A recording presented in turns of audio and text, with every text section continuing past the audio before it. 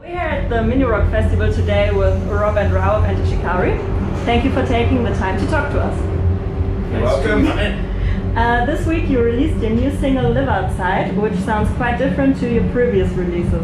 How nervous were you about the reactions? Very, personally. I was more nervous about this release than any other, purely because I like this music more than I do like any other music that we've ever released. I mean, don't get me wrong, I like our other music too, but have been so excited by this music that I felt I'd be more affected by other people's reactions of it than other music. So we've been sitting on it. There's been such a long build up to its release that it's kind of felt like there's just this kettle, steam pressure building up, and finally now it's out there and I can just relax. The music video has some Black Mirror 1984 vibes. Was that intended? Well, the director Bob came up with the treatment, so it's his baby, it's his idea, and we were very impressed by his back catalogue of stuff. He's done some really cool videos, and we felt it kind of fitted in with the meaning of the track quite nicely, and the sort of aesthetic as well, that kind of sterile, Kubrick-esque, icy sort of look. Yeah, it was just like an immediate, yep, that's the one. And for the promotion of Live Outside, you webbed at all of your Instagram profiles. Was there a deeper message behind that, or did you just want to confuse your fans? Just it's like a cut-off point. It's like, this is very much a new era. I think more than ever feel like a bit of a new band. Not a new band, but just a New fresh chapter. Yeah, it feels like a bigger leap forward than with any of the other periods, albums, whatever. Yeah, it was just going to clean the slate, as it were. Just to sort of. Also, it's good to build a little bit of anticipation before the single was released. Yeah, that worked. Are the old pictures gone forever? Maybe. No. In September, your new album. In September, your new album, The Spark, will be released. You always used to address political and environmental topics in your songs. Is that what we can expect from the new songs as well? Yeah, pretty much. There's a lot more. There's a lot more like of a link between the psychological and the sociological. So it's a lot more sort of revealing and open before on like a personal level for me in the lyrics. But yeah, there's all the kind of usual subjects that we're addressing just in different ways. So The Spark will be a very personal album then? Yeah, definitely the most so far. It's the first time David Coston was your producer with the help of Rao. How did that happen? Well, we got two fantastic albums working with Dan Weller, and we think we worked extremely well with him and liked him very much as a guy, but we felt like just to take kind of a sidestep, change things up a lot. We knew the sound of this album was going to be more of a progression than any of our other jumps were, so to sort of mix us up our way of thinking and approaching the recording process, we thought we'd try someone new. And yeah, there was a few different producers that we were looking at before we got into the thick of the recording process, but David seemed to be one that we really connected with well. He had the best balance between sort of creative and artistic, so letting us being able to really experiment and go wild with it, but at the same time professional and work to deadlines. You know, so we knew that we'd be confident that we'd have a finished album by the end of it instead of just going off on a massive tangent. And it works really well. He's a great guy that I think we were all really happy that we chose to go with him. Some fans worry if Shikari will turn into a mainstream radio band now. Thoughts on that? We're trying really hard, yeah, but I don't think it will be possible. Yeah, I don't know. I don't really know what that means anymore, to be honest. We've been played on the radio. Even common jazz like Juggernaut's got like mainstream radio play for us.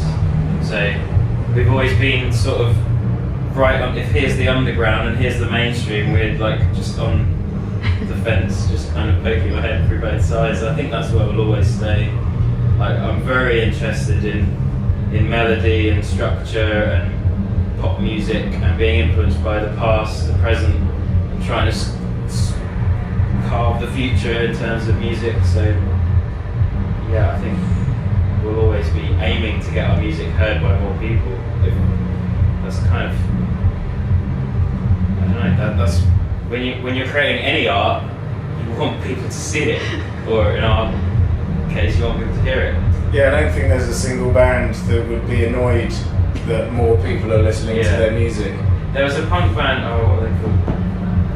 In the late 70s, early 80s, who refused front covers, like with Enemy and stuff. And that's one version of what punk could be.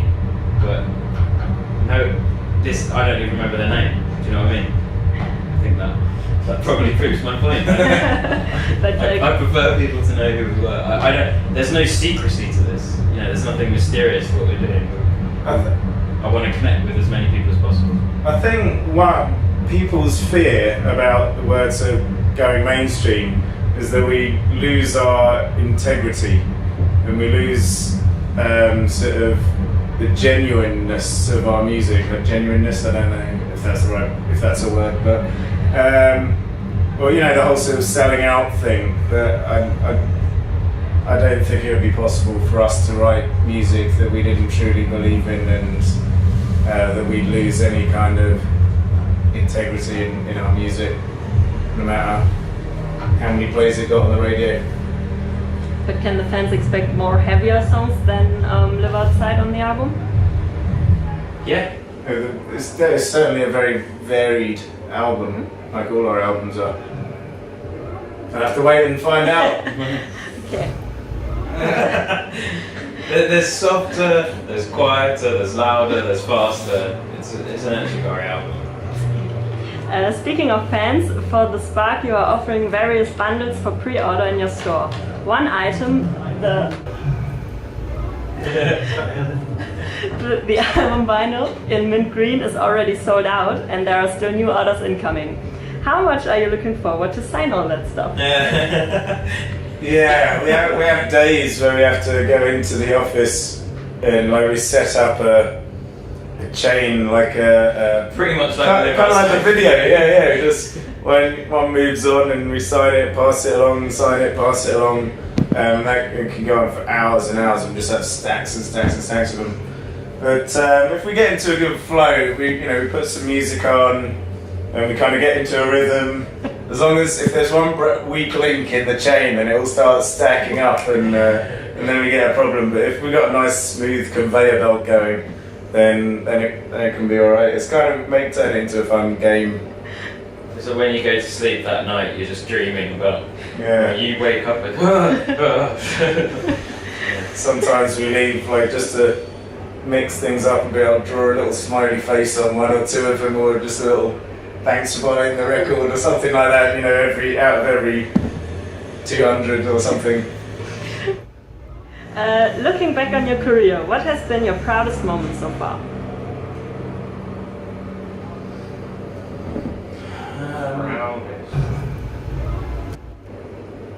Headlining Slam Dunk Festival this year was pretty big. It was a pretty proud moment for me. It felt really good. first time we ever played on the main stage at Reading Festival.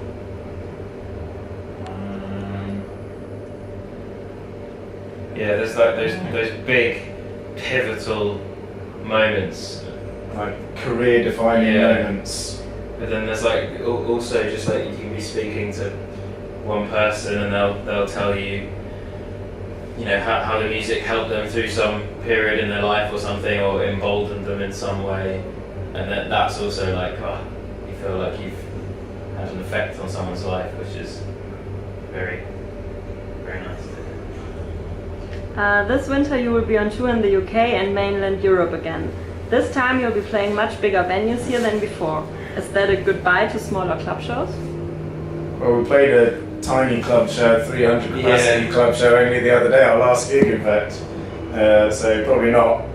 But the best thing about the bigger rooms is that it means we can put more into it. Like we can do more with it because we'll have the finances to make the production that much bigger and that much grander and put on that much of a sort of a full-on show, not just the band and the music, but like we can, you know, I suppose make it into every sensory kind of engagement and thing. Like the word is not coming to me, but yeah, I think we all enjoy playing the bigger stages more because there's more room to run around. And I mean, not that I run around, obviously I sit behind the kit the whole time. But certainly I know how much these guys get frustrated on the really cramped little stage. You feel like you can't just give it your all, you can't let go when there's nowhere to go. But I don't think that, you know, that being said, there's always a reason to do a smaller intimate show where you can see the whites of people's eyes.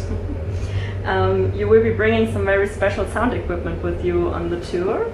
Can you tell us more about that? That you used before in the UK? We're not sure what. I think bits of Europe will get surround sound, which is better than last time. But I don't know whether we do.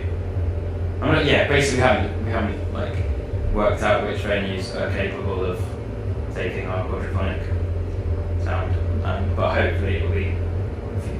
Well, for anyone that wasn't at the last arena tour, it basically means there's two stacks at the front, which at a normal show is where all the sound comes from, but ours we also put two stacks at the back behind everyone's ears, so you're getting these sounds whizzing around your head, basically like a surround sound TV system or whatever, and you got gunshots going off behind you and bullets whizzing past whoever. I mean, that's just from Saving Private Ryan or whatever film you're watching.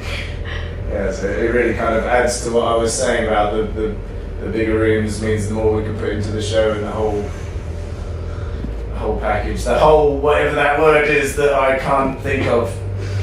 Experience. I think that's the whole experience. There we go. A lot of people in your fan base are also a huge fan of your cat Freya. Can we expect her to join you as a background dancer on the tour? Background dance. I haven't taught her to dance.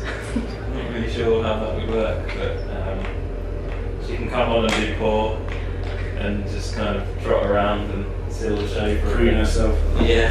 Prune? That's not the word, is it? Terrible with those today. Preening? Preening herself, Next. She charges for meet and greets though, so yeah, she's not very punk. I bet people would pay for a lot of money for it though, to make Freya. Her ego doesn't need feeding anymore, she's already a fucking diva. That's it from our questions. Any last words from you? Thanks for all your support. We're looking forward to the release of the album, and also obviously the tour at the end of the year. It's going to be a big year for us, so we're very excited. Thank you. Thank you. Thank you.